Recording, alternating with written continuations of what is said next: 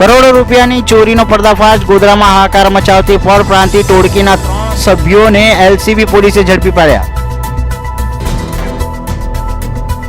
ગોધરાની સોસાયટીઓમાં ગટરોના પાણી. આંબેડકર નગરમાં ખુલ્લી ઉભરાતી ગટરોને રસ્તામાં રેલાતા રહીશો ત્રસ્ત.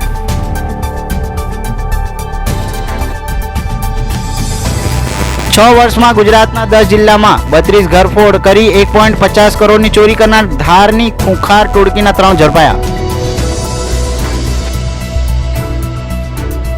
ફતેપુરાના પીપળિયાથી સગીરાનું અપહરણ કરી નરાધમે ગોદી રાખી વારંવાર દુષ્કર્મ આચર્યું.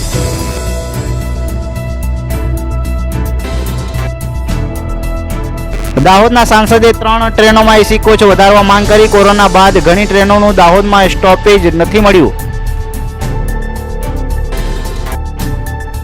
લુણાવાડાની આદર્શ વિદ્યાલય ખાતે ચૂંટણી સાક્ષરતા અંગે ચુનાવ પાઠશાળા યોજાઈ. ચૂંટણી પ્રક્રિયાથી માહિતગાર કરાયા.